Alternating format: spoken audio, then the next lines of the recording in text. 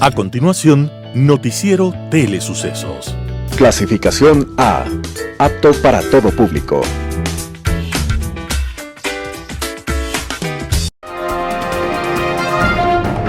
En sucesos, un día como hoy. En un mes de enero, invernal y duro, nació una niña campesina en un pequeño pueblo francés. Era el lejano año de 1412. Desde hacía casi 70 años, Francia se encontraba en guerra contra Inglaterra, que ambicionaba grandes territorios y riquezas que se encontraban bajo el dominio francés. Pero no solo eso, Inglaterra, además de aquellas riquezas, buscaba también apoderarse del trono, de la corona francesa. Aquella niña, llamada Juana de Arco, vivió aquella guerra. Y un día dijo que había escuchado voces de santos que la impelían a luchar por la libertad contra el invasor inglés. Fue tanta su fe y su decisión en la lucha que logró reunir algunos aperos militares y una pequeña tropa para atacar a los ingleses en Orleans, la ciudad donde se habían hecho fuertes. Nunca antes la historia vio a guerrera tan valiente. Nunca antes hubo una mujer que enfrentara el combate con tanta alegría y decisión. Nunca antes hubo nadie que se lanzara contra el enemigo con tanta convicción en la victoria. Nunca hubo un nombre de mujer que horrorizara tanto a las tropas adversarias. Cuando su nombre se pronunciaba, los rudos ingleses temblaban dentro de sus armaduras que ahora les parecían hechas de papel. Juana de Arco no retrocedía. Se lanzaba feliz a la lucha, dueña de su poder y de su gloria, y en la más importante batalla que en su vida libró, derrotó a los ultrapoderosos ingleses. Fue en la decisiva batalla de Orleans. En ese momento, Juana de Arco seguía siendo una niña. Tenía apenas 17 años. Su nombre, su espada, su grito de guerra eran el terror entre las tropas invasoras. Tiempo después, Juana de Arco fue traicionada, capturada y llevada a la hoguera por la iglesia, en un proceso que todavía lastima la memoria. Pero esa es otra historia. 600 años más tarde, la misma iglesia que la quemó viva reconoció su valor y la nombró santa, Santa Juana de Arco. Hoy queremos recordarla como la niña combatiente, como la doncella de Orleans, como la defensora de su patria. Un día como hoy, Juana de Arco, a sus 17 años, estaba venciendo al imperio más poderoso de su tiempo, al imperio inglés. Fue en la batalla de Orleans, un 29 de abril de 1429. Aquí en Sucesos, un día como hoy.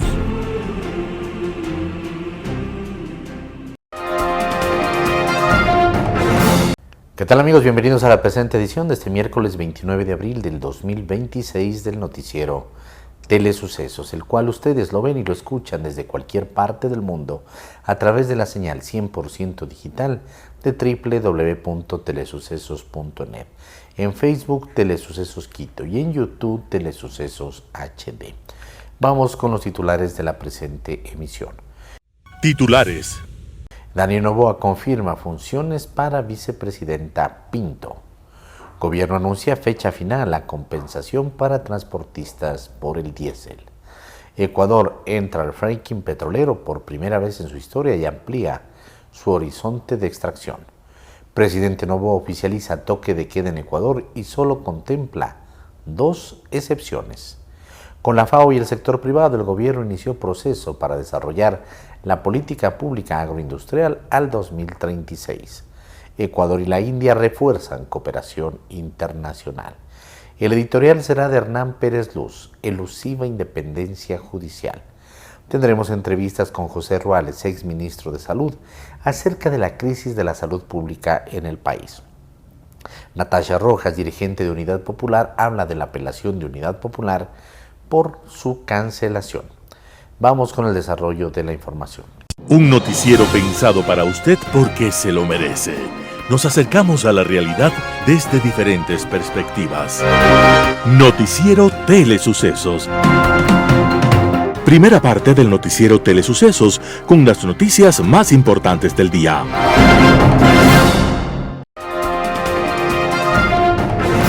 Daniel Noboa confirma funciones para vicepresidenta Pinto. El presidente de la República, Daniel Noboa, dispuso que la vicepresidenta María José Pinto retome las funciones que desempeñaba antes de asumir el liderazgo del Ministerio de Salud Pública. Esta medida consta en el decreto ejecutivo número 372 y redefine su rol dentro del gobierno. La decisión llega tras la salida de Pinto de esa cartera de Estado. Su gestión en el Ministerio de Salud recibió críticas y coincidió con un contexto marcado por cuestionamientos al sistema sanitario, especialmente por la persistente falta de medicamentos en hospitales públicos. La gestión de María José Pinto al frente de la cartera de Salud Pública se extendió por casi 5 meses, desde el 18 de noviembre del 2025 al 27 de abril del 2026. Con este decreto, Pinto vuelve a concentrarse en la coordinación de políticas públicas del área social.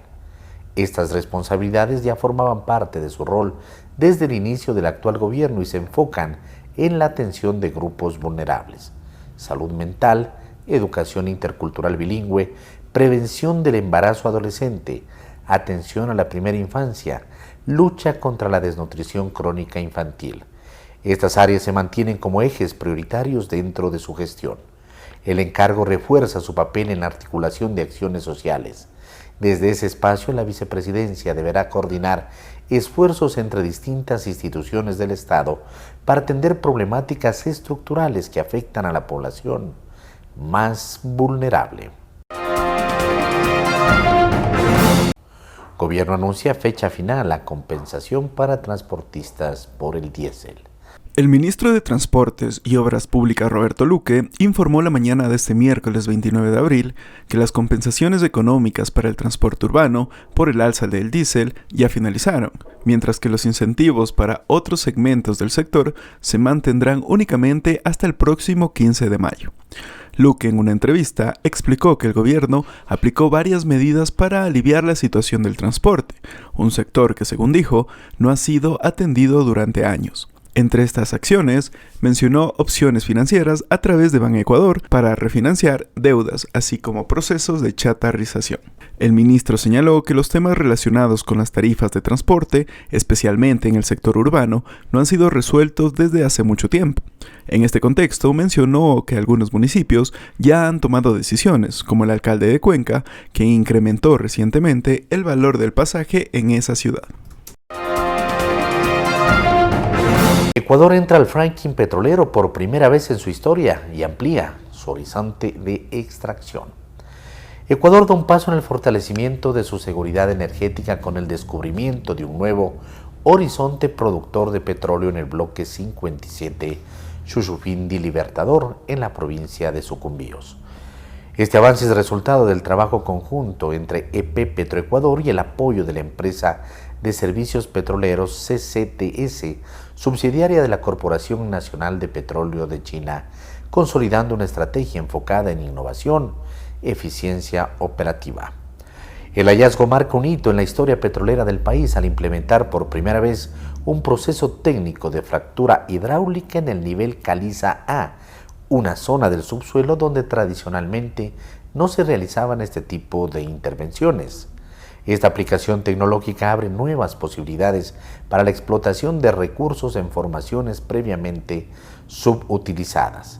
En concreto, el llamado fracking es el proceso de inyectar agua, arena y químicos a alta presión en el subsuelo para abrir fracturas en la roca y permitir que el petróleo o gas fluya. Gracias a esta innovación se descubrió un nuevo pozo en Ecuador, actualmente en etapa productiva, que registra una producción superior a los 930 barriles diarios, posicionándose como un aporte significativo dentro de los esfuerzos nacionales por optimizar y expandir la producción hidrocarburífera.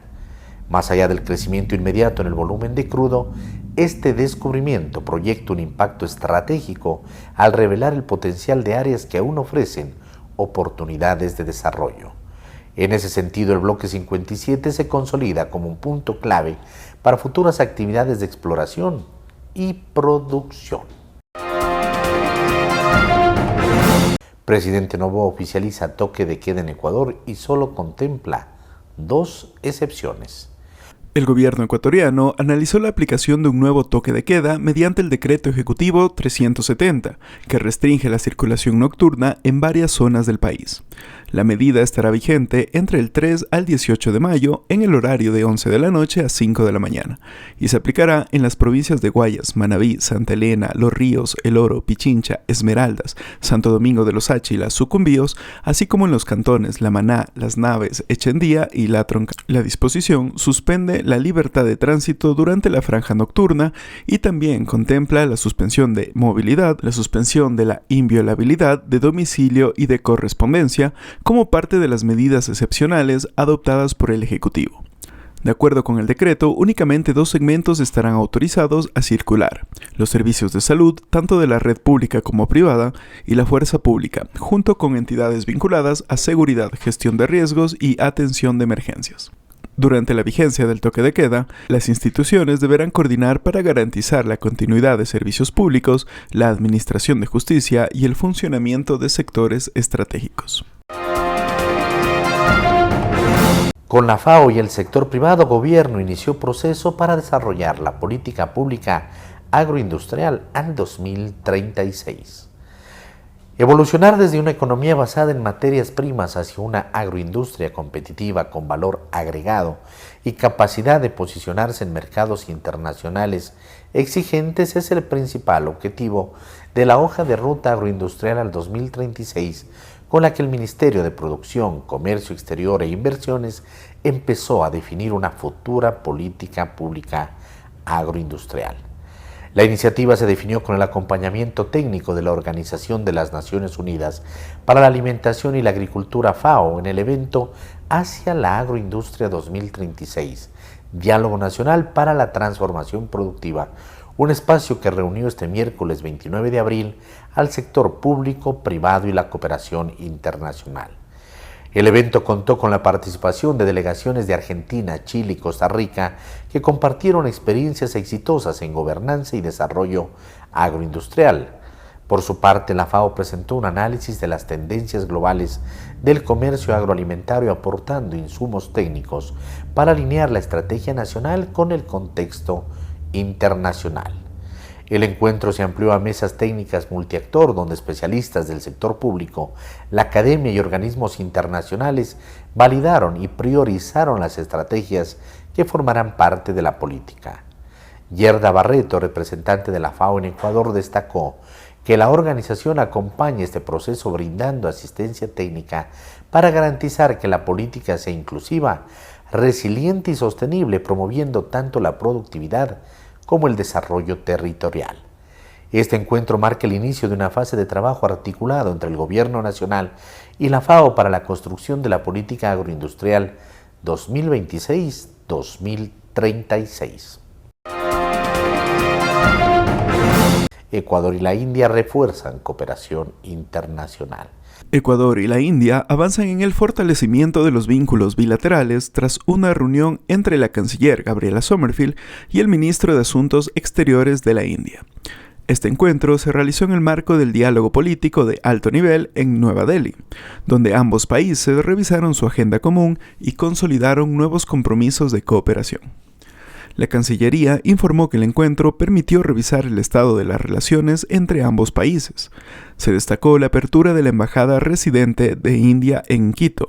Además, el gobierno ecuatoriano anunció la próxima llegada de Anita Shunkael como primera embajadora de este país en Ecuador, lo que forma parte del fortalecimiento de los vínculos bilaterales.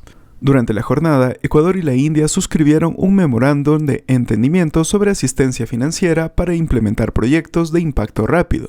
La Cancillería indicó que estos proyectos buscan generar beneficios inmediatos en el desarrollo social y económico del país. Ahora nos vamos hasta España, donde el Consulado de Ecuador en Madrid acerca sus servicios con oficinas móviles, facilitando trámites clave y apoyando a la comunidad en sus procesos de regularización. Veamos el siguiente reportaje preparado por nuestra compañera Jessica Silva. La comunidad ecuatoriana en España cuenta ahora con un nuevo apoyo. El Consulado de Ecuador en Madrid ha puesto en marcha consulados móviles. Estas jornadas acercan trámites esenciales como pasaportes, certificados y procesos de regularización, evitando largos desplazamientos. La iniciativa busca reducir la saturación y facilitar el acceso a servicios consulares, especialmente para quienes viven fuera de la capital, una medida que mejora la atención y acerca a la administración a los ciudadanos. Es una facilidad para todos los ecuatorianos, ya que por motivo de trabajo o conciliación familiar no se puede acudir hasta el consulado de Madrid, pues aquí tenemos esa facilidad y estamos bien. Está muy bien lo que nuestra distinguida cónsul ha traído el consulado aquí, y hoy sábado, que tenemos un poquito más de libertad, que no se trabaja, hay muchos que sí trabajan, pero como está hasta las 4, entonces la gente le da tiempo a venir.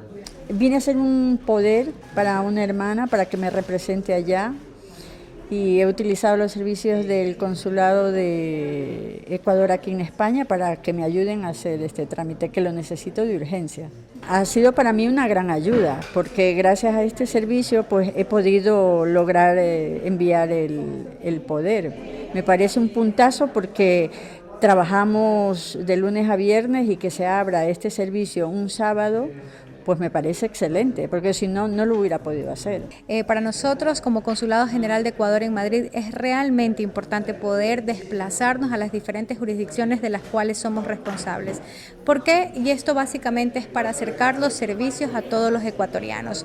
El día de hoy estamos en Parla cumpliendo un consulado móvil que cumplía doble misión. La primera, acercar los servicios de pasaportes, antecedentes penales, apostillas, certificados de nacionalidad, entre otros servicios, justamente para que puedan cumplir con los requisitos establecidos por el Real Decreto para la regularización extraordinaria acá en España. Estimados amigos y amigas, gracias por estar con nosotros en este programa de Telesucesos. Hoy vamos a tratar un tema que es importante y que ha salido en estos últimos días y que se ha mencionado en los medios de comunicación, y analistas en el sector privado han dado su opinión. El tema tiene que ver con el nuevo desembolso que el Fondo Monetario Internacional ha aprobado para el Ecuador. Un nuevo desembolso que será pues prácticamente 400 millones de dólares. El directorio del FMI analizó el informe técnico del grupo de técnicos del FMI que estuvieron en el Ecuador chequeando, analizando, conversando con la gente del gobierno, Ministerio de Economía, el Banco Central del Ecuador y otras personas, y obteniendo información para hacer una evaluación de cómo va el programa económico y financiero que está siendo apoyado por el FMI, que fue aprobado oportunamente por el directorio del Fondo Monetario Internacional. Este nuevo desembolso, el quinto, si mal no recuerdo, es positivo desde el punto de vista de cómo miran los organismos internacionales y los gobiernos acreedores del Ecuador, cómo miran el informe del FMI. El FMI asegura, y naturalmente los técnicos que han hecho la evaluación aseguran, que Ecuador va avanzando lento y gradualmente en el cumplimiento de una serie de metas y objetivos que tiene el programa aprobado por el FMI. Entre ellos, por ejemplo, un tema importantísimo es la consolidación que le llaman a la política fiscal, a las finanzas públicas, que se concreta más específicamente en que hay que ir reduciendo, no de un solo golpe, sino lento y gradualmente, pues el déficit fiscal. El déficit fiscal, como ya varias veces lo hemos dicho en este programa, para este año, en mi juicio, va a ser como más de 5.000 millones de dólares, independientemente de lo que diga el gobierno, independientemente de lo que diga el Banco Central o el Ministerio de Economía y Finanzas. Y eso no es, a nuestro juicio, positivo, porque eso implica que hay que seguirse endeudando. La deuda que el Ecuador mantiene en este nuevo desembolso con el FMI, si mal no recuerdo, está en más de 9.000 millones de dólares. Ecuador se está convirtiendo en un deudor importantísimo del Fondo Monetario Internacional a nivel mundial. Y tiene que llegar un momento en que no se puede uno seguir endeudando, lo que significa que no se puede seguir teniendo déficits fiscales, independientemente que el desembolso y la deuda con el FMI no es de un año, de 6 meses, de 2 meses, sino un poco más. Y tasas de interés, pues sencillamente más bajas que el mercado internacional. Si bien tiene esas ventajas, el punto es que aumenta la deuda pública. Y ya hemos hablado sobre esto en algunas oportunidades. Y no puede el Ecuador, en mi juicio personal, independientemente de quién esté en la presidencia, quién esté en el gobierno, en el Ministerio de Economía y Finanzas, etcétera, independientemente de eso, hay que parar, hay que reducir el déficit fiscal. Naturalmente no se puede hacer de un solo año, y eso es comprensible, porque eso implicaría, imagínense amigos y amigas, reducir el gasto en 5.000 millones de dólares en un año. ¿Cómo? No haciendo carreteras de ningún tipo y reduciendo el sueldo a los burócratas. No, no es posible. Pero la gradualidad tampoco puede ser pues eterna. No se puede decir pues voy a hacer desaparecer el déficit fiscal en 20 años. Tampoco, no, eso no es posible tampoco, ¿sí? Entonces se necesita acciones más específicas para este propósito. No es que el gobierno no ha tomado medidas. Por supuesto que ha tomado medidas. Por ejemplo, el precio de los combustibles. El precio, por ejemplo, de la gasolina súper, está en como 4.70, 4.75, que es una monstruosidad. Pero bueno, ese es un ajuste que era necesario hacer. Y todas las personas que utilizan ese combustible en sus vehículos tienen que pagar mucho más. Y eso les afecta el ingreso disponible. Pero eso es pues para la clase media ecuatoriana. Pero aparte de eso también se está viendo, digamos, el tema que tiene que ver con el gasto tributario. ¿Sí? ¿Qué significa el gasto tributario? No significa sino pues las exoneraciones, las exenciones que el gobierno ha dado, sencillamente una serie de sectores, personas naturales, personas jurídicas, y que posiblemente pues hoy por hoy no están cumpliendo los objetivos por los cuales se crearon. Y están revisando este gasto tributario. Y ya, por ejemplo, el IVA. El SRI, en nombre del gobierno, dijo, muy bien, vamos nuevamente a definir, a conceptualizar qué significa el estado natural de los alimentos. Porque los alimentos en general pues, han estado exonerados del IVA.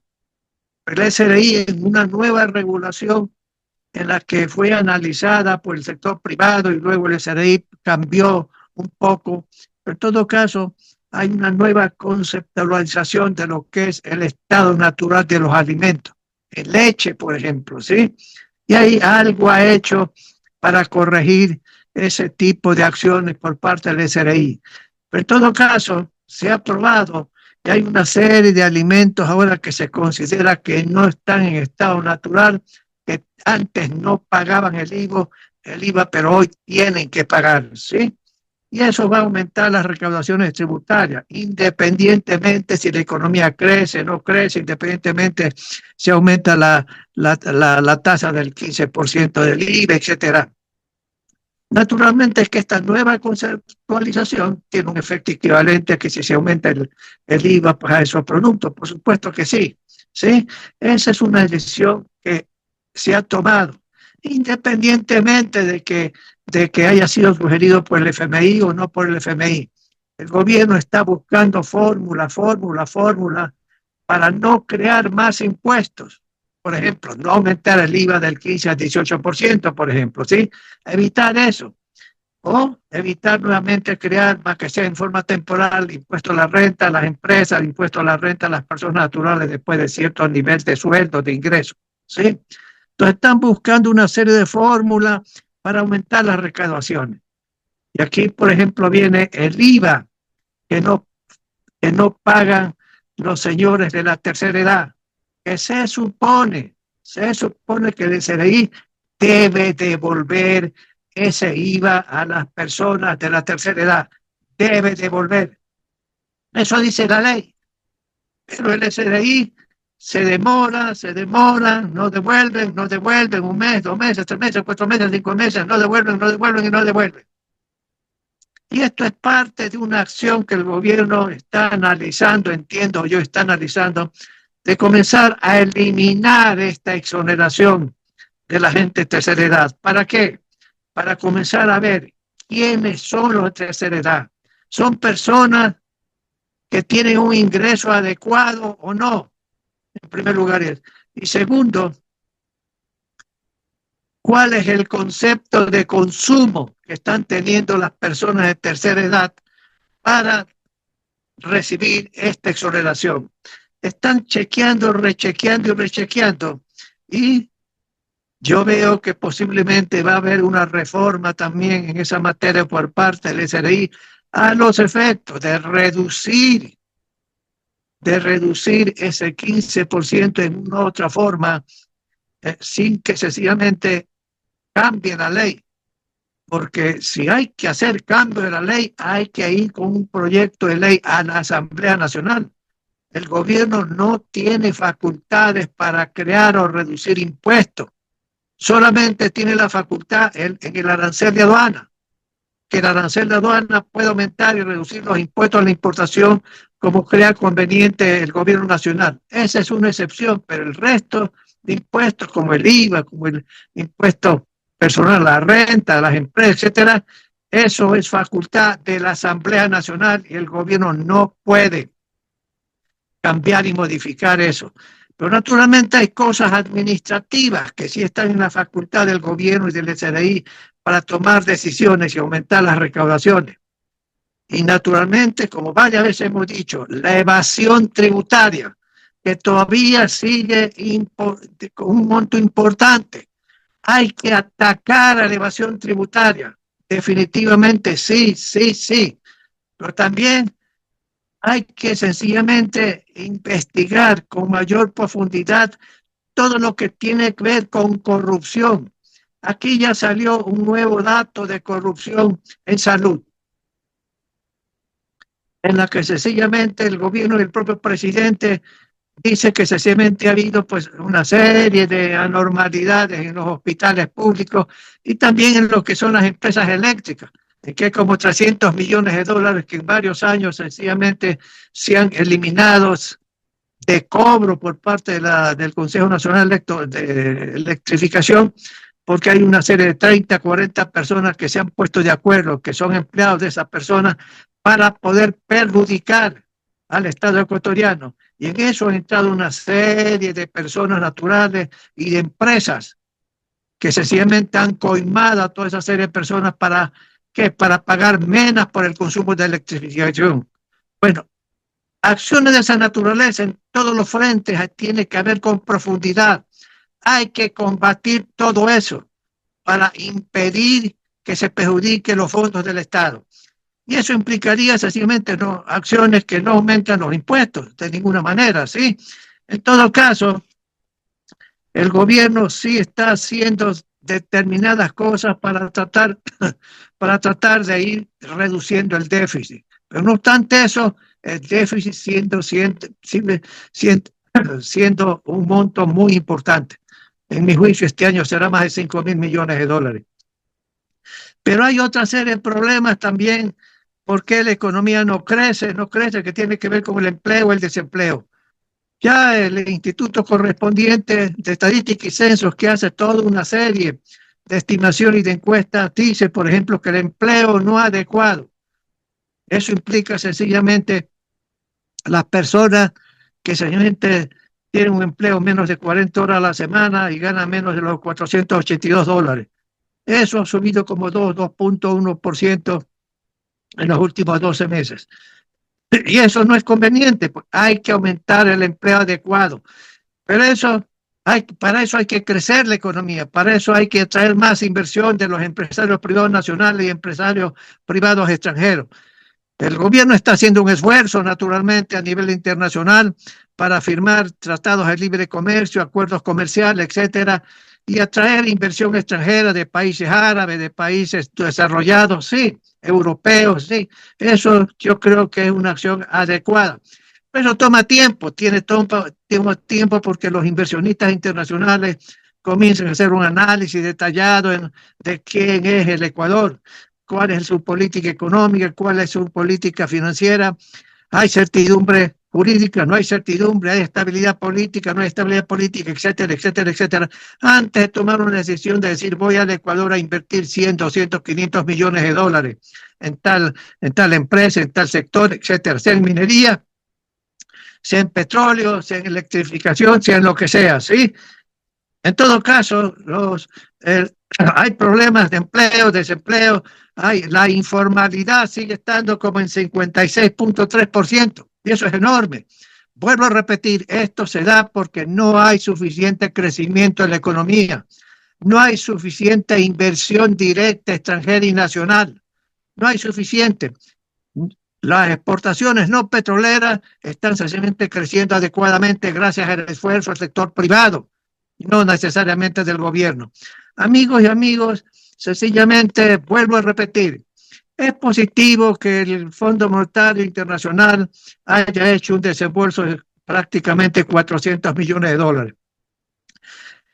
Pero el fondo también ha indicado que hay una serie de amenazas para el Ecuador. Por ejemplo, el tema con Colombia. Y ese tema con Colombia ya lo analizamos aquí. Hay que encontrar una fórmula y naturalmente esa fórmula tiene que esperar el nuevo gobierno colombiano, que esperemos que no sea pues el sucesor del señor Petro de Colombia, de la izquierda, que sencillamente no se podrá llegar a acuerdos con Ecuador. Pero los impuestos a la importación de los productos colombianos este 1 de mayo van a ser 100%. Eso implica sencillamente, eso implica casi pues prohibir las importaciones. Y eso irremediablemente tiene un efecto en la inflación ecuatoriana y tiene un efecto también en la economía y en el crecimiento de todas las actividades económicas, no solamente la del CARCH, ¿sí? Amigos míos, gracias por estar con nosotros. Nos veremos la próxima semana. Gracias y buen fin de semana largo que tenemos en el país. 4 días. Un país que necesita trabajar más días y más horas. Ahora tenemos que sencillamente entrar a vacaciones 4 días enteros. ¿Sí? Gracias, amigos. Nos vemos la próxima semana. En Radio Sucesos estuvo José Ruales, exministro de Salud. Habla de la crisis de la salud pública en el Ecuador. Escuchemos lo que opina. Hemos estado muy preocupados en el sector salud, los médicos, los profesionales de salud, los pacientes. Hace prácticamente un año que no tenemos un ministro de salud. Hemos tenido a cargo a un abogado, a una ingeniera, a una serie de profesionales que no conocen el ámbito de salud, ¿no? Yo me alegro mucho que ya tengamos un ministro. Yo le quiero desear muchos éxitos al colega, al doctor Jorge Bernabé, y también ofrecer el apoyo que siempre lo hemos hecho, ¿no? Los primeros ministros nos escucharon, nos permitieron conversar con ellos, contarles la experiencia, las ideas, los problemas, pero en los otros 4 han estado realmente fuera del ámbito de acción de esto. Se ve también, a pesar de que el doctor Bernabé no es un especialista en salud pública, no tiene experiencia, no tiene conocimiento en el área. Sin embargo, su primer discurso es mucho más coherente de lo que hemos escuchado en los últimos meses del último año al abogado Lama y a la ingeniera Pinto, ¿no? Yo creo que esto es un buen síntoma, a pesar de cualquier problema que podamos tener. A mí me parece que en principio esas prioridades que ha planteado requerirían al menos de 2 condiciones básicas, ¿no? La primera, que se relaciona con su nombramiento, es el poder tener un equipo técnico, profesional, responsable, honesto, que responda a un solo liderazgo, ¿no? Y eso, cuando me refiero al equipo, me refiero a los directivos que tiene que nombrar en los 2 ministerios de salud. En realidad son 2 ministerios: el Ministerio de Gobernanza y Rectoría, que es el encargado de la regulación de todo el sector salud, de controlar desde las farmacias privadas, las clínicas, los hospitales, el IES, etcétera, y de definir las normas técnicas desde cómo se manejan los medicamentos, cómo se trata la diabetes, desde cómo se planifica la formación de los profesionales y los especialistas, cómo se manejan, se controlan y se intervienen las epidemias. Ese es un ministerio. Y hay otro ministerio que tiene ese ministerio que tener especialistas, por favor, tienen que tener epidemiólogos, economistas de la salud, personas calificadas en medicina basada en evidencia. Y el otro ministerio que es la red de servicios pública del Estado, del Ministerio de Salud, que necesita especialistas en gestión hospitalaria, en compras públicas, en químicos farmacéuticos, en especialistas en calidad, en acreditación, etcétera, ¿no? Esos dos ministerios tienen que tener unos directivos, primero ese equipo, y en los centros de salud hospitales tienen que tener gerentes, administradores calificados. No puede ser como hasta ahora que a nivel directivo tenemos abogados, ingenieros en marketing, en textiles, en cualquier cosa, ¿no? En este momento, muchos de esos cargos trascendentales están siendo manejados por personas recomendadas, no sé, con fines políticos que no tienen la capacidad. Por favor, ministro, estamos para apoyar, para ofrecer. Hay 7 universidades que forman este tipo de profesionales y que deben estar. El segundo, es decir, el primer criterio es de este liderazgo con un equipo profesional. Si no, no se van a poder lograr, ¿no? Y ese equipo profesional no político, dejar las excusas de que no funciona el CERCOP, que no nos dejan hacer, que nos están boicoteando. El CERCOP funciona si usted tiene expertos en compras públicas, pero si pone aficionados, no. Lo segundo que necesita es que el Estado ecuatoriano, la presidencia, el gobierno, prioricen la salud, prioricen la inversión en salud y la hagan de manera oportuna. La salud ha sido desfinanciada, ¿no? Tenemos casi unos 600 millones de dólares de reducción el año 2024 y 2025. Este año tenemos 2.600 millones de dólares financiados de un total de 5.500, ¿no? Entonces, esa reducción parece que es a propósito, ¿no? Como que es parte de la reducción fiscal. En Impacto Informativo estuvo Natasha Rojas, dirigente de la Unidad Popular. Habla de la apelación de Unidad Popular por su cancelación. Vamos con la nota. No se podría esperar otra cosa de un fantoche como el asambleísta Castillo, un camisetero. Primero estuvo trabajando con la Revolución Ciudadana, luego fue candidato del Partido Social Cristiano, ahora de ADN, y posteriormente, ténganlo por seguro, ciudadanos y ciudadanas, que estará con otro partido político. Cada ladrón juzga por su condición. Nosotros somos un partido político con una estructura a nivel nacional, que tenemos principios, que tenemos liderazgos, que tenemos compañeros y compañeras que coinciden y que defienden los principios, los estatutos, el programa de gobierno de nuestra organización política. En ese marco, por supuesto, en este escenario, el gobierno de Daniel Noboa ha ordenado al Consejo Nacional Electoral la eliminación de la organización Unidad Popular. Y no se trata en este momento solamente de la defensa de la Unidad Popular, se trata de la defensa de la democracia y los derechos de participación.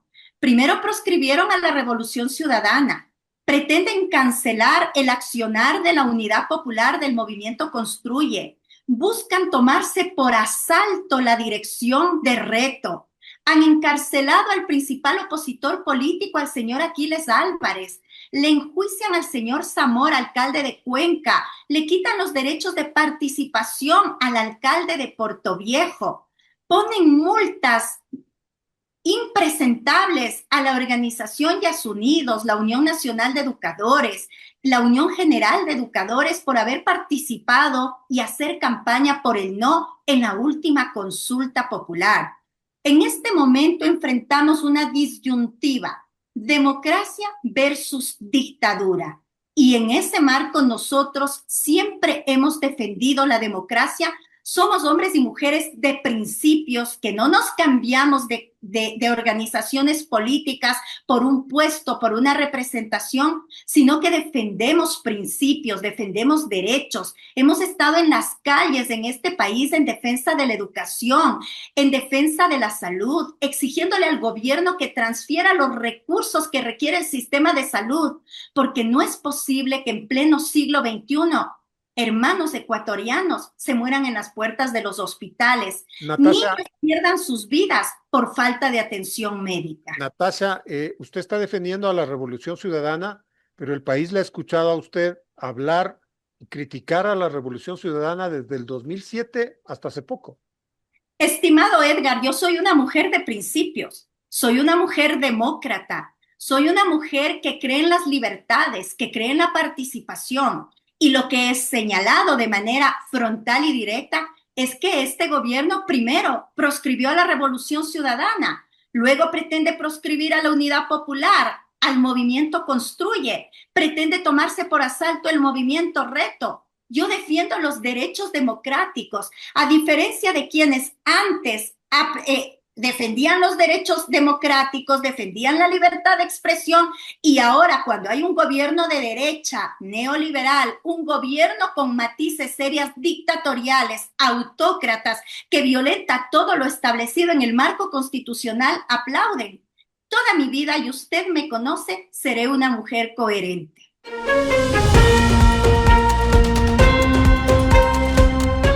Elusiva independencia judicial, artículo de Hernán Pérez Luz, publicado en diario El Universo. Luego de la sentencia de la Corte Suprema de los Estados Unidos declarando ilegales los aranceles que impuso Trump el año pasado, los afectados por esos tributos han comenzado a demandar el reembolso de lo pagado ilegalmente. El monto para devolver supera los 160.000 millones de dólares. Las autoridades aduaneras han ya fijado el procedimiento a seguir. La decisión de la Corte Suprema constituyó un duro golpe a Trump. Su posición llamó la atención a no pocos, pues la mayoría de sus magistrados han mostrado una notable condescendencia hacia la Casa Blanca. La reacción de Trump al conocer que los importadores habían comenzado a reclamar el reembolso de lo pagado fue furibunda. A través de su cuenta en redes sociales profirió agresivos ataques a los magistrados de la Corte Suprema por su decisión. Los insultó una y otra vez. A la mayoría de ellos les dijo traidores, desleales, lacayos de intereses extranjeros. Sobre la jueza Ketanji Brown dijo tener un bajo coeficiente intelectual y así por el estilo. Este ataque constituye una grave violación de la independencia judicial. Son agresiones que vienen nada menos que de la cabeza de la rama ejecutiva. Varios sectores reprocharon esta conducta de Trump, algo que jamás había sucedido en el pasado y que es impensable en la mayoría de las naciones democráticas. Estas diatribas contra la Corte Suprema no son sino la expresión más reciente de una política de acoso a la independencia de los jueces que en su mayoría han resistido con digna entereza. En el Ecuador, las cosas se hacen de forma diferente y más efectiva. Acá los funcionarios del Consejo de la Judicatura simplemente llaman a los jueces por teléfono para intimidarlos, darles órdenes e instrucciones sobre cómo deben dictar sus decisiones. Se los amenaza con desempolvar algún expediente disciplinario o se los compra archivando dichos expedientes. El caso llamado Metástasis sacó a relucir una gama de técnicas para inducir a los jueces a cumplir órdenes externas. Desde dinero y entrega de pendrives con las sentencias ya escritas, hasta ascensos, prostitutas y viajes, cargos a familiares y amantes. En la mencionada investigación salieron a relucir prácticas como la de obligar a los jueces a pagar sumas de dinero para evitar ser trasladados a sitios remotos, una suerte de diezmo judicial. De esta forma, los jueces no son baluarte del derecho o bastiones de libertades públicas, sino simples marionetas y herramientas de persecución, impunidad o enriquecimiento. En índices internacionales, nuestro sistema judicial es considerado como altamente corrupto e ineficiente, un serio obstáculo para la inversión extranjera, la democracia y el Estado de Derecho en general. Poco o nada se ha hecho para remediar este cuadro, salvo parches cosméticos. Al contrario, un reciente presidente del Consejo de la Judicatura tuvo que renunciar por la presión de la opinión pública al descubrirse que era abogado de narcotraficantes. Otro guarda prisión por ser líder de una estructura delictiva. Reformar todo esto no es imposible, pero falta voluntad de renunciamiento a usar a la justicia como fuente de poder. Lo que atraviesa hoy el sistema judicial de Estados Unidos con Trump es coyuntural. Lo nuestro, estructural. Artículo de Hernán Pérez Luz, publicado en diario El Universo.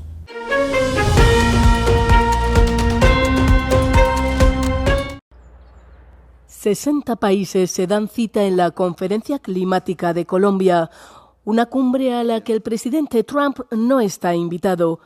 Estas conversaciones de alto nivel que tratan de dejar atrás los combustibles fósiles están organizadas por Países Bajos y Colombia, el país anfitrión. La conferencia convocada tras la COP de Brasil, que decepcionó a muchos activistas, busca trazar un plan concreto para reducir la dependencia de los combustibles fósiles en un complejo contexto de escalada en Oriente Medio que ha interrumpido el suministro mundial del petróleo.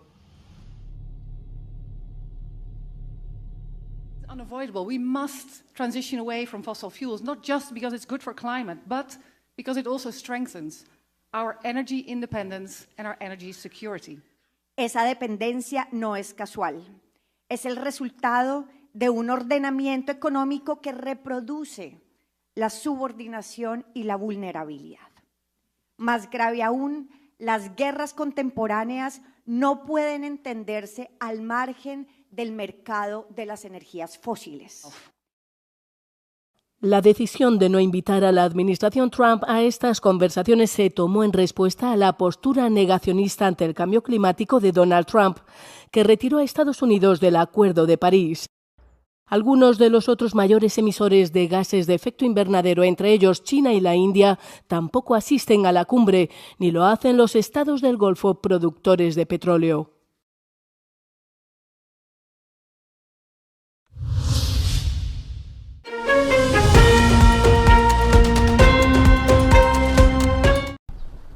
El Ministerio de Sanidad del Líbano ha informado de que los ataques israelíes del martes causaron la muerte de 8 personas, entre ellas 3 miembros de los equipos de rescate en el sur del país. Los ataques se produjeron mientras continúa la violencia en Líbano, a pesar del alto el fuego vigente entre Israel y Hezbollah, ya que ambas partes se acusan mutuamente de violar la tregua. Poco después de emitir nuevas órdenes de evacuación, los medios estatales informaron de que Israel llevó a cabo ataques aéreos en todo el sur, alcanzando objetivos que parecían estar todos fuera o en la frontera de la línea amarilla o zona de amortiguación ocupada por el ejército israelí, que se extiende a lo largo de 10 kilómetros. El ministro de Asuntos Exteriores israelí, Gideon Sa'ar, afirmó que la zona de amortiguación es necesaria para proteger a los residentes del norte de Israel. Israel has no territorial ambitions in Lebanon. Our presence in the areas by our northern border serves one purpose: protecting our citizens. Sa'ar se negó a comentar sobre el frágil alto el fuego con Hezbollah, que ambas partes han violado en múltiples ocasiones desde que Trump lo anunciara la semana pasada, y sobre si Israel podría ampliar sus operaciones militares más allá del sur del Líbano. Mientras tanto, el ejército israelí también anunció que había destruido 2 redes de túneles de Hezbollah en la localidad de Kantara.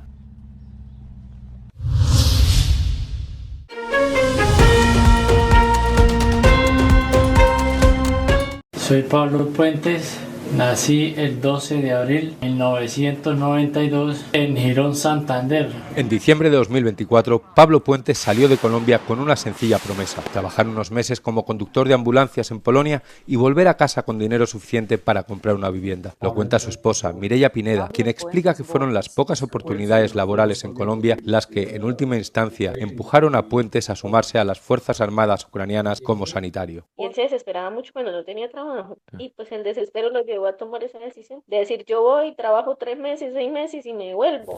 Su historia no dista demasiado de la de Saray Vera, esposa de John Edward Villarreal, desaparecido en Ucrania tras un bombardeo en enero del año pasado. Vera explica cómo, más allá de ideologías, el dinero se ha convertido en el principal motor para muchos de estos reclutamientos. Conozco de familiares que los esposos y los hijos se fueron para Rusia porque ofrecían más dinero. ¿Me entiende? Fue un tema de dinero que a la hora del té, en el campo de batalla, se estaban atacando colombianos con colombianos. Vera destaca que las cantidades de dinero que se ofrecen para combatir en Ucrania son especialmente altas comparadas con Colombia, un país azotado por el desempleo y las malas condiciones laborales. El sueldo base eran que le dijeron a él, y lo que él me explicó, 12 millones de pesos, y que la OTAN daba 7 millones de pesos más al regresar de la misión. Para Carlos Ramírez, de la ONG La Voz de los que no están, la clave está en la precariedad interna del país, pero también en la reputación de los militares colombianos. Los soldados colombianos son reconocidos en el extranjero como soldados muy buenos o con muy buenas capacidades. Y eso genera que pues, se genere ese centro de atención hacia Colombia y a buscar esta población. Sin embargo, Ramírez advierte de que esa imagen no siempre refleja la realidad en un país en el que, al fin y al cabo, existe el servicio militar obligatorio. Y pues obviamente no lo sacan a zona de combate, digamos, de conflictos acá en Colombia. Ese hombre, ¿cuándo había vuelto a coger un arma?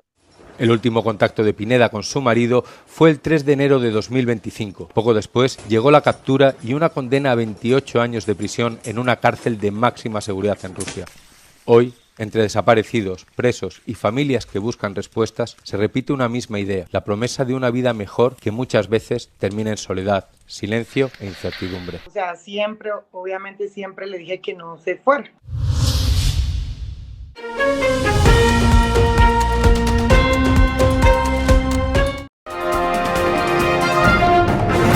Gracias amigos por acompañarnos en la presente edición del noticiero Telesucesos. Nos vemos en una próxima ocasión. Un buen feriado. El noticiero Telesucesos es retransmitido de lunes a viernes a las 7 horas por Radio Planeta Sur 106.1 FM de la ciudad de Loja. Noticiero Telesucesos. Las opiniones vertidas en este espacio por la producción y dirección del programa son de exclusiva responsabilidad de sus autores y de quienes intervienen en ellos.